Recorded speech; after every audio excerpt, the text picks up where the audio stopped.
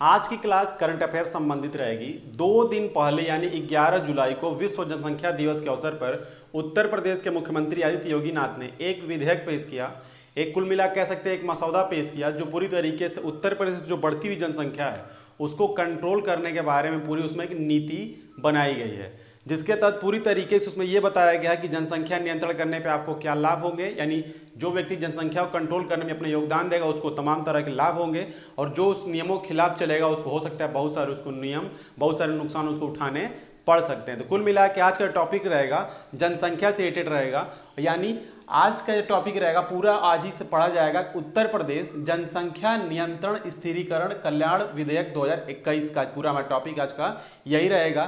तो यानी 11 जुलाई को, यानी आज तो 13 तारीख है, पिछली यानी 2 दिन पहले 11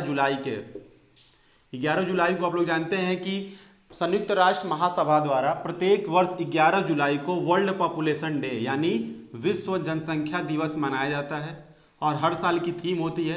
आप कमेंट में बताएंगे कि थीम इस बार की थीम वर्ल्ड विश्व जनसंख्या दिवस की थीम इस बार की क्या रही है। यानी प्रत्येक वर्ष 11 जुलाई के दिन पूरे विश्व में संयुक्त राष्ट्र महासभा द्वारा जनसंख्या दिवस यानी मनाया था, और इसमें यह देखा था कैसे कंट्रोल किया जाए, जो विश्व की पूरी बढ़ती हुई जनसंख्या उसको कैसे कंट्रोल किया जाएगा, उस तरह से प्रोग्राम वगैरह किए जाते हैं। जैसे देखिए इस समय विश्व में अगर देखा जाए तो पूरे विश्व की जो पॉपुलेशन है वो लगभग इस समय 700 करोड़ से अधिक है, यानी आप अंदाजा लगा सकते हैं कि पूरे विश्व में 700 करोड़ से अधिक जनसंख्या है, और सबसे बड़ा जो योगदान है वो 2 देशों का है, और दोनों पड़ोसी देश हैं, एक है चीन और दूसरा है अपना प्यारा देश भारत। अगर चाइना की जनसंख्या की बात की जाए तो चाइना की जो जनसंख्या है चीन की वो विश्व में सबसे अधिक है, 1 अरब 41 करोड़ यानी 141 करोड़ वहाँ की जनसंख्या है। भारत भी पीछे नहीं है।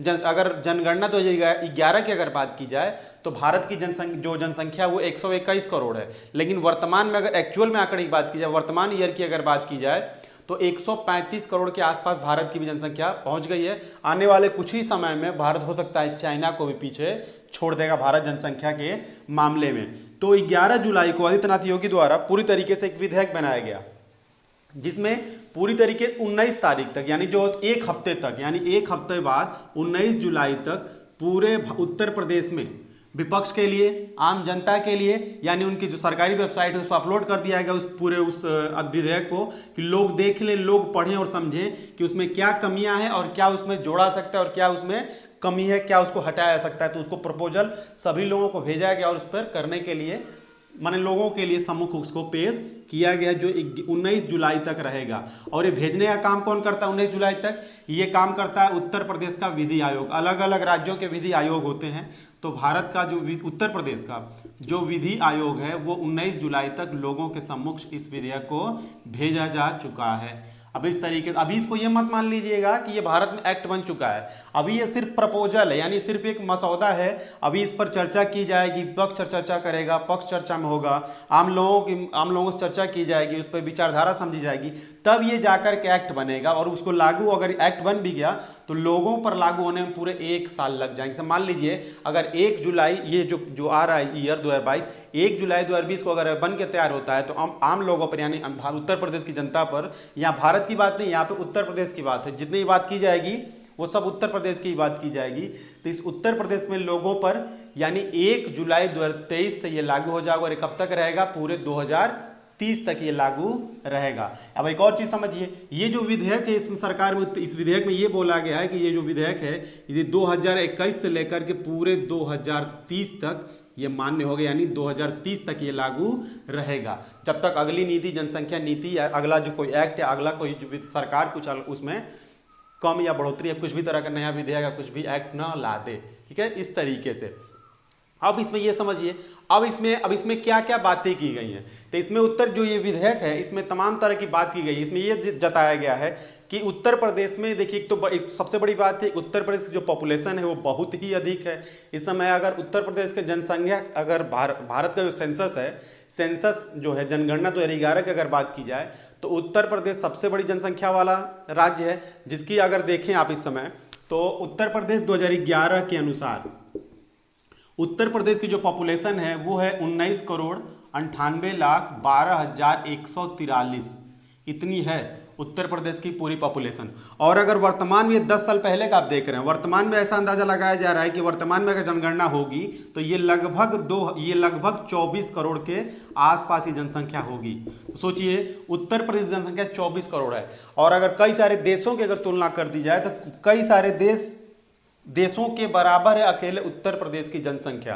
तो ये इसलिए सरकार इसे चिंतित होकर, ठीक है, ये विधेयक लेकर आई। आप समझते हैं कि इस विधेयक में क्या क्या है और इस विधेयक को क्यों क्यों लाया गया है। अभी इस विधेयक में 2-3 चीजों की बात की गई है।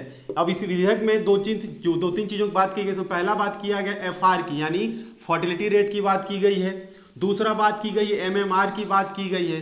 तीसरा IMR की बात की गई है। उसके बाद से CMR की बात की गई है। यानी अभी है क्या पूरी तरीके से समझा जाएगा। अब थोड़ा पहले इसको ये जान लेते हैं, वो सब चीजें देखिए पहले बताता हूं मैं। इसमें बात की गई है फर्टिलिटी रेट की, यानी हिंदी में से कहेंगे प्रजनन दर की बात की गई है। दूसरा इसमें बात किया गया है मातृत्व मृत्यु दर की बात की गई है, यानी इसे इंग्लिश में कहेंगे मदर मर्टिलिटी रेट। फिर उसके बाद से इसमें यह है IMR की, IMR का मतलब इसमें यह है, इसमें बात की गई है शिशु मृत्यु दर की। फिर इसमें बात की गई है बाल मृत्यु दर की। यानी उत्तर प्रदेश जो सरकार है, उत्तर प्रदेश जो पूरा राज्य है ये, उसमें ये देखा जा रहा है कि ये क्षेत्रफल के अकॉर्डिंग जो संसाधन है वो जनसंख्या के अकॉर्डिंग, जब क्षेत्रफल से और जब उत्तर प्रदेश जनसंख्या जब तुलना की जा रही है तो काफ़ी जो उत्तर प्रदेश का जो संसाधन है वो बंटवारा जब हो रहा है तो बहुत ही कम हो रहा है। यानी लोगों के पास जो संसाधन बहुत ही कम मात्रा में पहुंच रहे हैं। तो इसको सबसे बड़ा इसका जो अगर बंटवारे को अगर चाह रहे लोगों के पास अधिक पहुंचे तो उसके लिए यही रास्ता है जिसका नाम है जनसंख्या नियंत्रण। जनसंख्या नियंत्रण पर कार्य करना ही पड़ेगा। तो इन चीज़ों की बात की गई है इस विधेयक में कि जब प्रजनन दर उत्तर प्रदेश का, इसको नियंत्रण करना पड़ेगा, मातृत्व मृत्यु दर को और शिशु मृत्यु दर को नियंत्रित करना पड़ेगा, तभी इस तरीके से बात होगी। तीनों पर थोड़ा चर्चा किया जाएगा। अब थोड़ा ये समझ लेते थे कि इस विधेयक में क्या क्या चीजें बात की गई हैं, किस तरीके से। देखिए इस विधेयक के अंतर्गत अगर पहला जो पॉइंट बनता है मैं आपको बताता हूं। इस विधेयक के अनुसार अगर पहला जो बात है, इसमें पहली जो बात की गई है कि अब से अगर मान लीजिए कि कोई व्यक्ति अगर किसी की संतान 2 से अधिक, यानी किसी संतान अगर 2 से अधिक है, 2 संतान से अधिक होने पर तो उसे सरकारी, यानी जितने भी सरकारी वैकेंसियां निकलेंगी उत्तर प्रदेश सरकार द्वारा, यहाँ पे देखिए, यहाँ पे केंद्र की बात नहीं की जा रही है, यहाँ पे सिर्फ और सिर्फ उत्तर प्रदेश राज्य की जितनी वैकेंसी दी जाती है उसकी बात की जा रही है। तो जितनी भी सरकारी वैकेंसियां आएंगी उसमें वो वरीयता, उसमें वो फॉर्म अप्लाई नहीं कर पाएगा।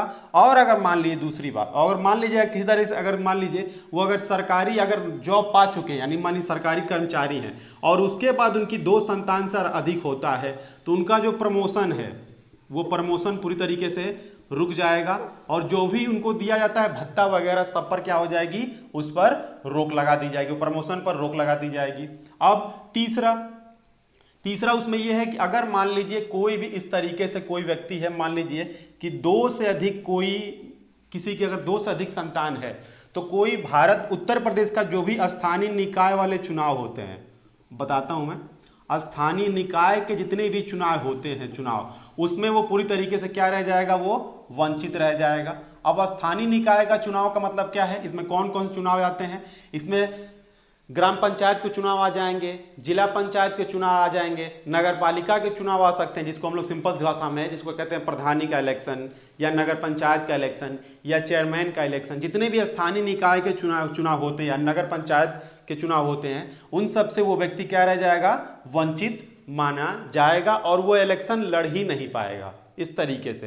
तो इसमें इस तरीके से बात की गई है, यानी उसमें पूरी तरीके से जितनी भी तरह की सुविधाएं। और दूसरा एक और चीज, अब मान लीजिए कोई व्यक्ति है अगर उसको मान लीजिए सच में अब उसमें एक और नुकसान क्या होगा कि ऐसा कोई व्यक्ति, मान लीजिए इस बात हुई सरकारी कर्मचारियों की और ये बात हो रही है जो मान लीजिए जो इलेक्शन लड़ने वाला उसकी बात हो रही है, लेकिन मान लीजिए आम लोगों में अगर 2 से प्लस अगर किसी संतान अगर होती है तो उसमें क्या रह जाएगा, उसको राशन कार्ड या जितने भी तरह के सब्सिडी हैं, राशन कार्ड हो गया, सब्सिडी हो गया और तमाम तरह के जो भत्ते होते हैं उस पर से पूरी उनको क्या रखा जाएगा, उनको वंचित रखा जाएगा। यानी तमाम तरह के नियंत्रण करने के लिए उसमें अलग अलग इस तरह की उसमें बातें कही गई हैं। अब ये तो बात है कि अगर इस तरह किसी की 2 से अधिक अगर संतान होती है तो उसको क्या क्या लॉस होगा अगर इस विधेयक को अगर विधेयक लागू होता है, एक्ट बन के भारत में पास हो जाता है तो तब की ये बात। अभी इसको एक्ट मत समझिएगा, अब ये लागू नहीं है, क्योंकि जिस तरह का माहौल बना अफरा तफरी का, उसको देख के बहुत लोग समझ रहे हैं कि विधेयक बन गया। अभी ये विधेयक नहीं बना है,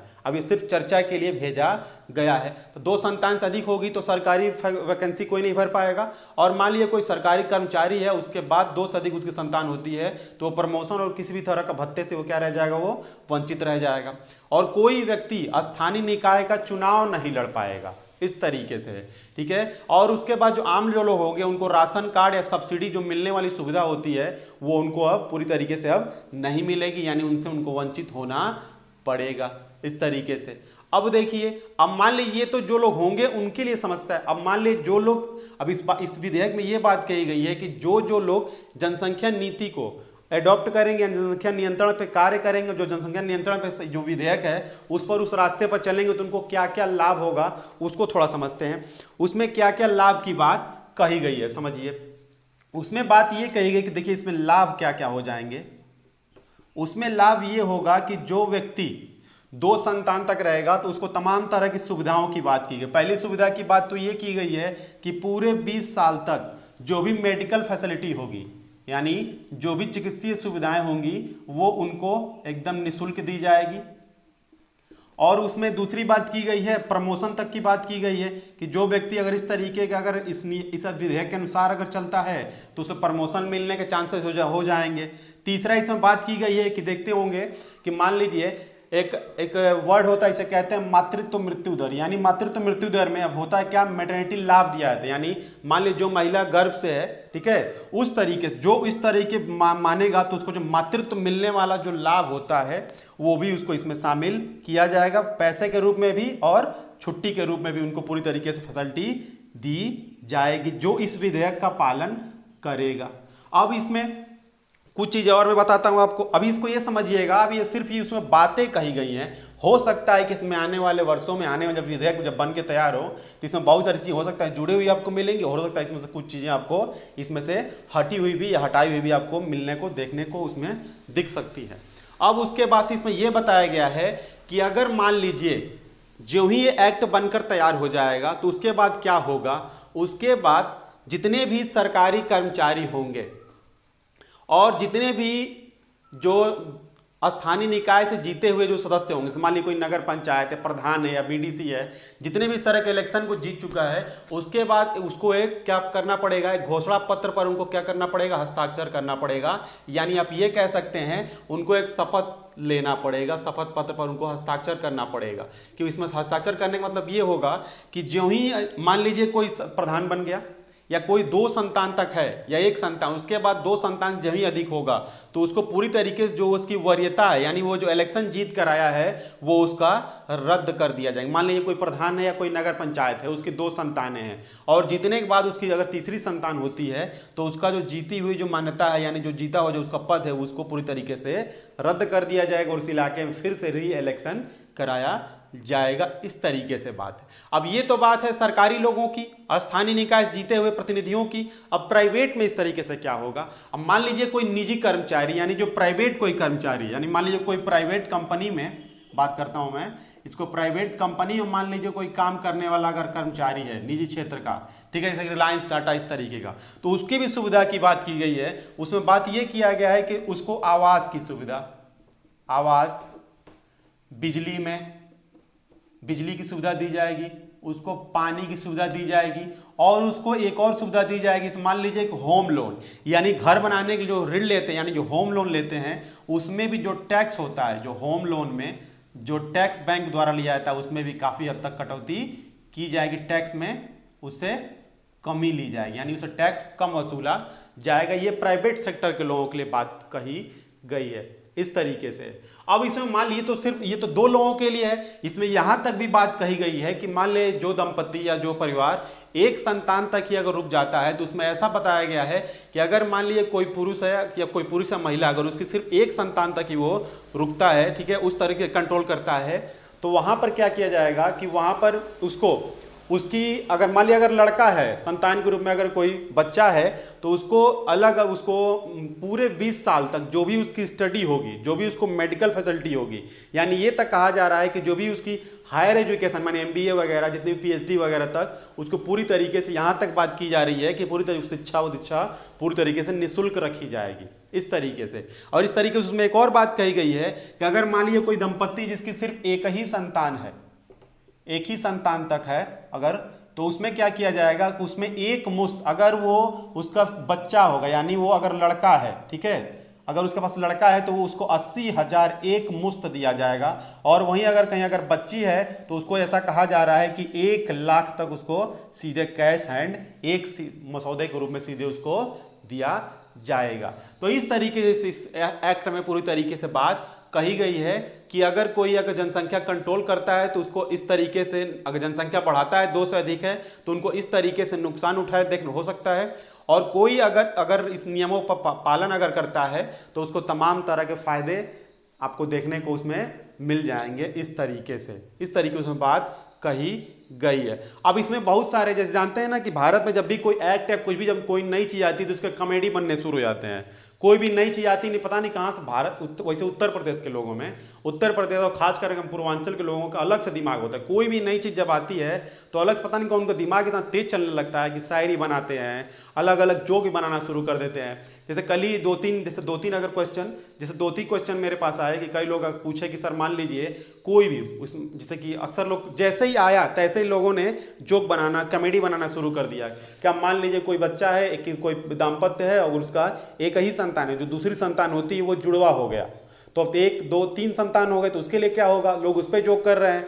सिंपल सी बात है, अगर आप पढ़ लेते हैं इस विधेयक को तो आपको इतने तमाम तरह की कॉमेडी करना होता ही नहीं। एक और सुबह में एक न्यूज आई, हिसार में, शायद जो हरियाणा का हिसार क्षेत्र है, वहां पे एक देखा गया एक दंपत्ति का, वहां पे सीधे एक ही साथ 4 शिशुओं ने जन्म लिया, डबल जुड़वा, यानी जुड़वा तो 2 होते हैं, सीधे 4 शिशुओं ने जन्म ले लिया। तब लोगों ने कॉमेडी बनाने की, तो यानी अब लोग कह रहे हैं कि ये क्या बोलते हैं कि जनसंख्या जो विधेयक है उसके अलग से पहले से ही आने शुरू हो गए, अब कैसे काम चलेगा, तो उसके लिए भी प्रावधान उसमें किए गए। इस तरीके उसको मैं बताता हूं।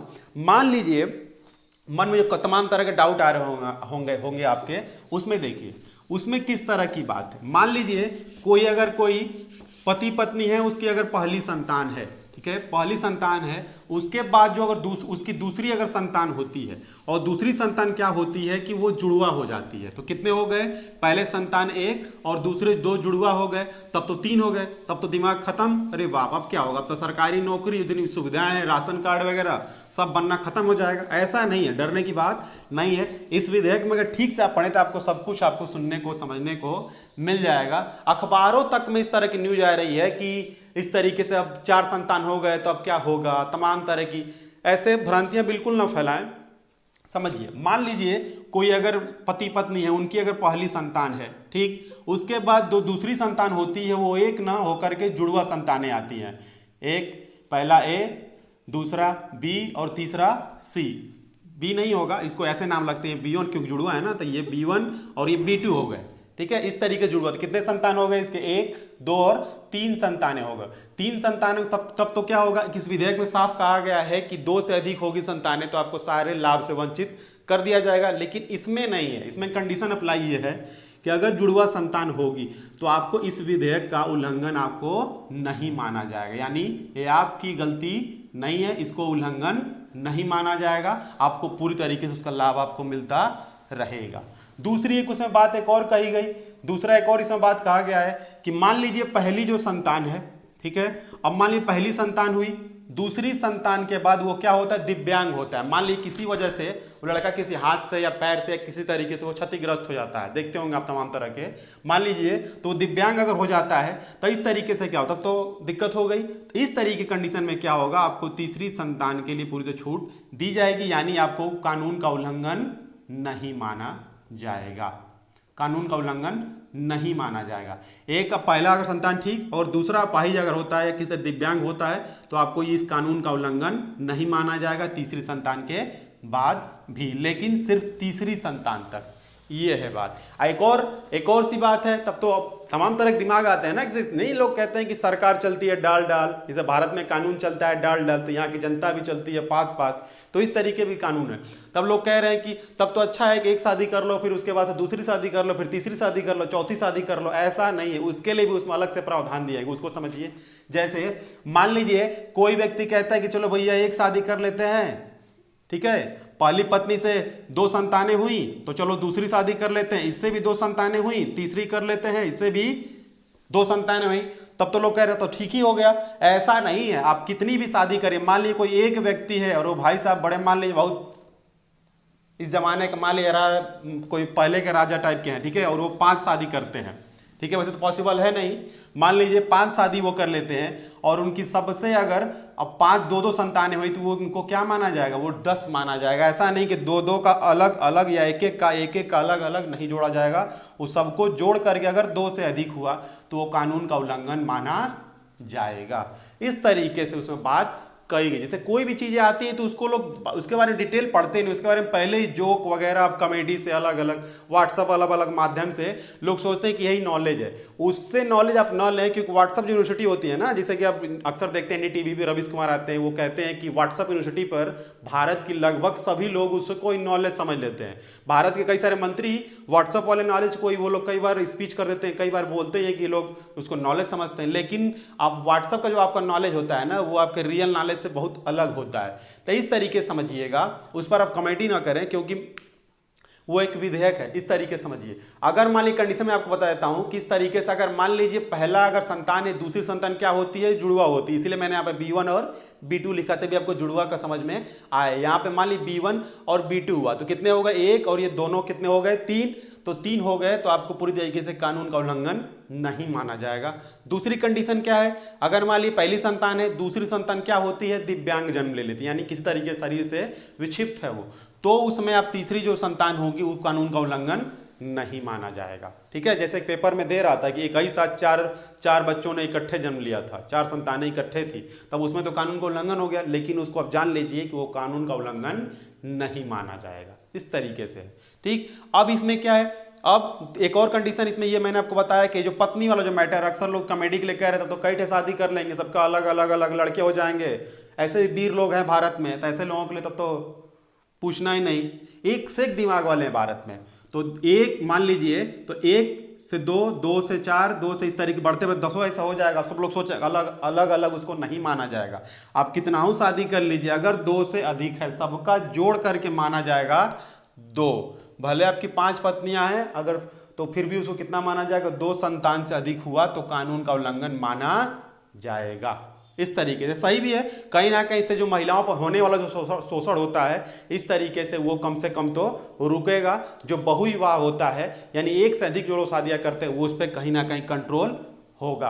और एक और चीज भारत में देखी जाती है कि भारत में मान लीजिए लड़कों की चाहत में लड़की होती है, फिर लड़की होती चली जाती है, फिर लड़की होती चली जाती है। और कई सारे आप देखेंगे जो परंपरावादी लोग, पिछड़ी सोच वाले जो लोग हैं, यानी जो रूढ़िवादी टाइप के लोग हैं, वो लोग ये मानते हैं कि जब अगर बच्चा जन्म नहीं ले रहा है, यानी जो मेल जो जन्म नहीं ले रहा है बच्चा, चाइल्ड, तो उसको लोग कहते हैं कहीं ना कहीं महिला की ही गलती। इस तरीके से रूढ़िवादी सोच मानी जाती है, तो कहीं ना कहीं उससे भी महिलाओं पर जो होने वाला शोषण होगा उस पर कंट्रोल होगा ही होगा। तो इस तरीके से इस विधेयक में बात कही गई है। अब देखिए, अब इसमें ये समझते हैं कि आखिर शुरू में जो बात कही गई थी, यहाँ पे जो शुरू मैंने आपको लिखा था, ये आप सबको अगर आप नोट कर लेंगे तो अच्छा है, वरना अगर आपको इससे रिलेटेड अगर आपको PDF चाहिए तो इसी कोचिंग के नाम, हमारी कोचिंग के नाम से टेलीग्राम चैनल है करियर कोचिंग पॉइंट के नाम से, उसमें आप ज्वाइन होकर के इससे रिलेटेड पूरा PDF आपको मिल जाएगा।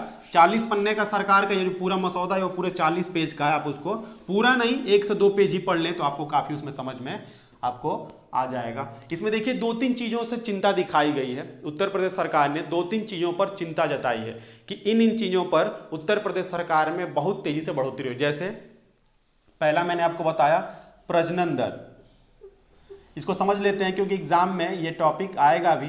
जैसे यूपीएसआई का जो लोग एग्जाम देते होंगे उसमें मूल विधि का एक टॉपिक होता है, तो उसमें भी कहीं ना कहीं से रिलेटेड क्वेश्चन आएगा ही, और करंट का टॉपिक है ही, और जितने भी लगभग एग्जाम चल रहे हैं इस समय उसमें क्वेश्चन में आने का ही चांसेस है। प्रजनन दर, प्रजनन दर को बोलते हैं लोग एफआर। एफआर मतलब होता है फर्टिलिटी रेट यानी प्रजनन दर। तो प्रजनन दर का मतलब ये होता है कि ऐसी महिलाएं जिनको जो कि 49 वर्ष तक की, यानी सिंपल सी परिभाषा ये समझिए, 49 वर्ष तक की जितनी महिलाएं हैं वो अपने जीवन काल में जितने भी शिशुओं को जन्म देती हैं, पूरे भारत में जितने भी शिशुओं को जन्म देती हैं लोग, महिलाएं, माताएं, उनका जो औसत जनसंख्या होती है उन बच्चों की, उसको ही बोलते हैं प्रजनन दर, उसको बोला जाता है प्रजनन दर बोला जाता है। ठीक है।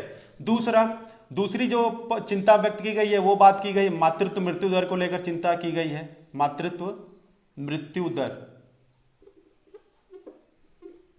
इसको बोला जाता है एमएमआर। एमएमआर का मतलब होता है मदर मॉर्टिलिटी रेट यानी मातृत्व मृत्यु दर। इसकी जो परिभाषा होती है, इसकी सिंपल सी परिभाषा ये होती है, इसमें 1 लाख माताओं पर लिया जाती है, यानी जब मान लीजिए जो माताएं होती हैं उनकी अगर संख्या 1-1 लाख अगर लीजिए, प्रत्येक 1-1 लाख माताओं में 1 वर्ष में शिशु को जन्म देती हैं, और शिशु को जन्म देने के कितने दिनों के भीतर, 42 दिनों के भीतर, 42 दिनों के भीतर जितनी माताओं की मृत्यु हो जाती है उस संख्या को बोला जाता है मातृत्व मृत्यु दर। यानी प्रत्येक 1 लाख माताओं में और 1 वर्ष में शिशु को जन्म देने के 42 दिन के भीतर, 42 डेज के अंतर्गत जितनी माताओं की, बच्चे की नहीं, जितनी माताओं की मौत हो जाती है, डेथ हो जाती है, उसे बोलते हैं मदर मॉर्टिलिटी रेट यानी मातृत्व मृत्यु दर। भारत में इस रिलेटेड कानून भी बनाया गया था 1961 में, जिसमें संशोधन किया गया था 2017 में।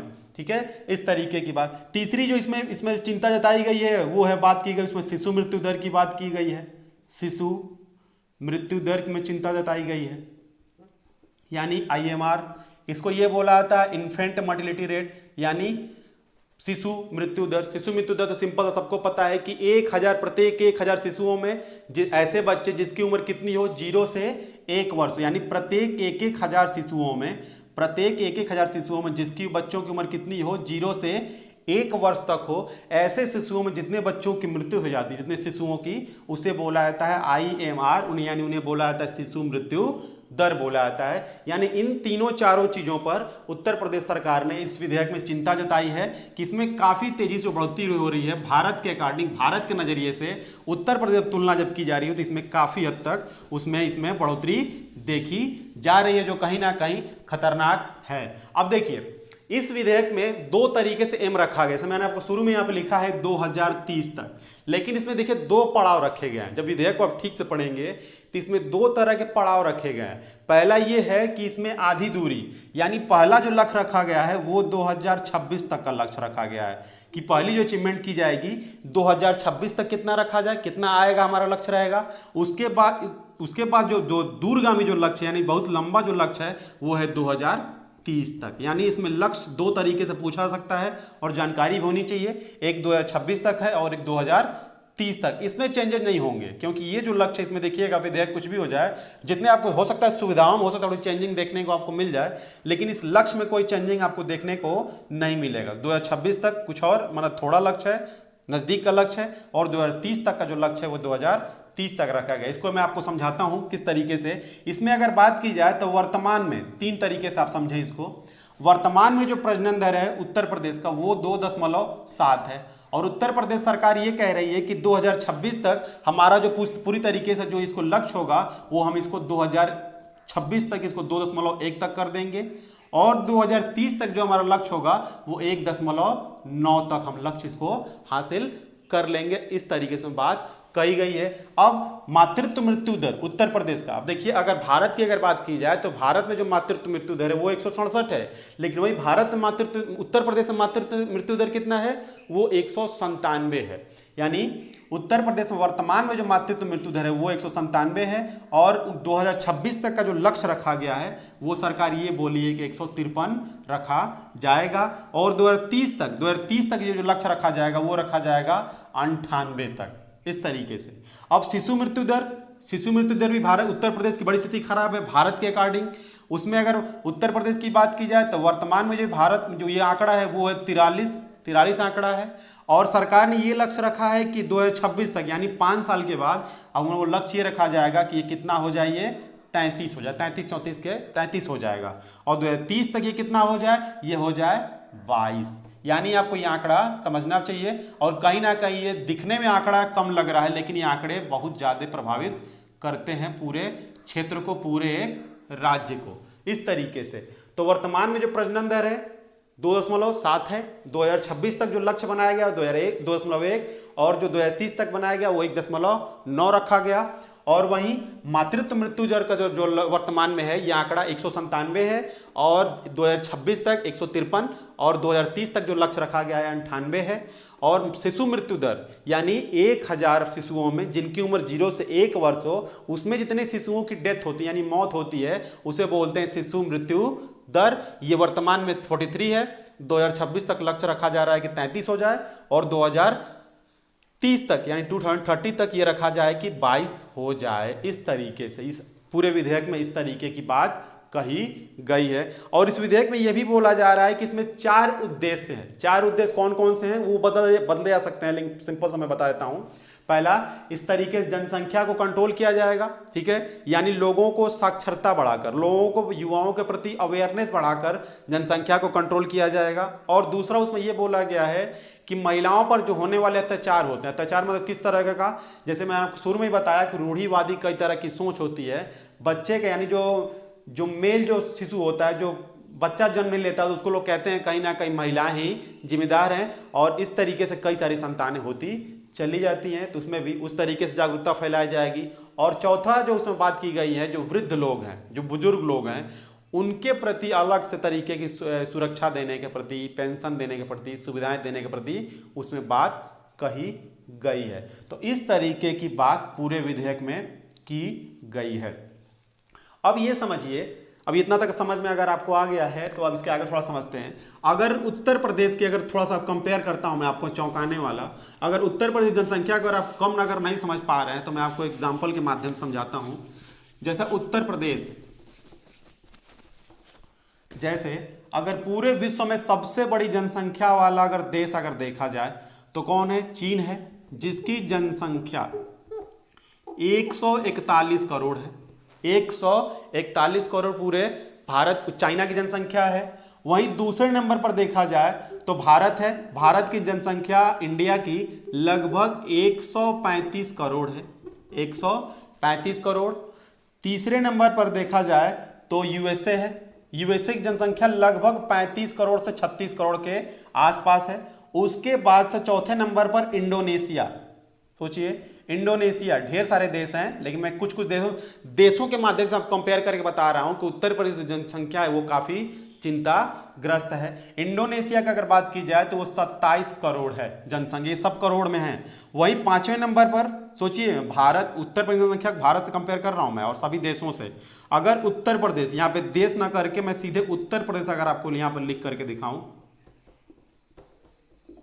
तो उत्तर प्रदेश की जनसंख्या यानी 2000 इस समय जनसंख्या जो मानी जा रही है वो लगभग ये मानी जा रही है कि 24 करोड़ है उत्तर प्रदेश की जनसंख्या। तो आप कंपेयर करके देख लें कि कुछ ही देशों से, सोचिए अगर ये भारत को थोड़ी देर के लिए मैं हटा देता हूं, अगर इन देशों के कंपेयर, अगर जनसंख्या कंपेयर कर लीजिए, अगर चीन को हटा लें तो देखिए यूएसए और इंडोनेशिया और बहुत सारे छोटे छोटे देश, ठीक है, जो कि जनसंख्या के मामले में छोटे हैं लेकिन जीडीपी के मामले में, तरक्की के मामले में उत्तर प्रदेश से बहुत आगे। यानी आप ये कह सकते हैं कि उत्तर प्रदेश अपने आप में एक बहुत बड़ा एक देश है। उत्तर प्रदेश अपने आप में एक बहुत बड़ा एक देश हो सकता है।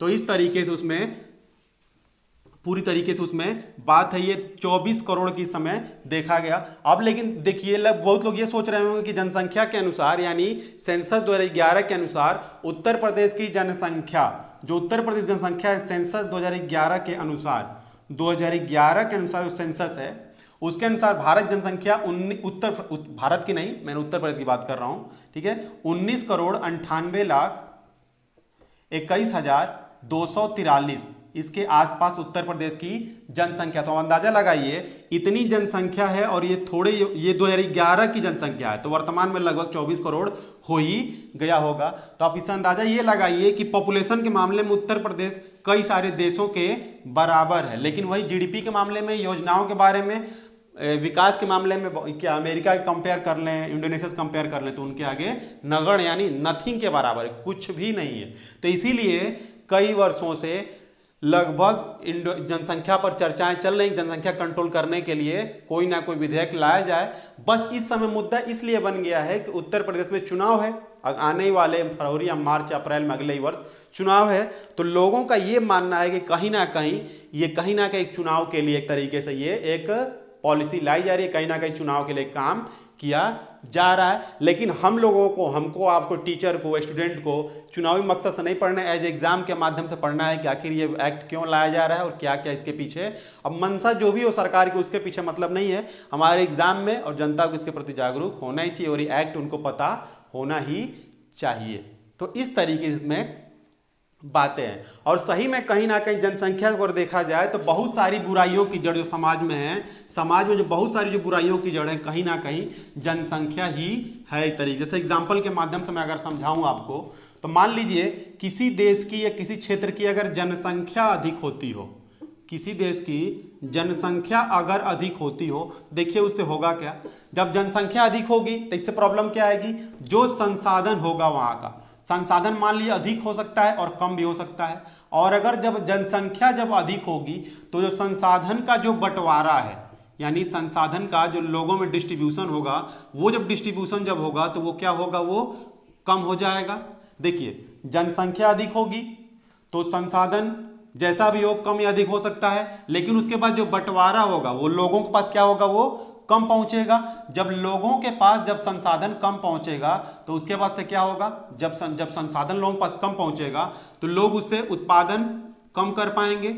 जब उससे उत्पादन लोग कम करेंगे, जब उत्पादन कम करेंगे तो फिर लोगों के पास जो आय होगी वो क्या होगी, वो आय कम होगी। फिर से जब आय जब कम हो जाएगी तो लोगों के पास एक तो जो खर्च होगा वो भी होगा, और फिर उसके बाद खर्च के बाद जो निवेश होगा उनके पास, देखिए जब आय ही कम हुई तो खर्च भी हुआ, क्यों खर्च होना ही है। फिर से जो होगा निवेश क्या होगा, निवेश फिर से क्या होगा, वो कम होगा।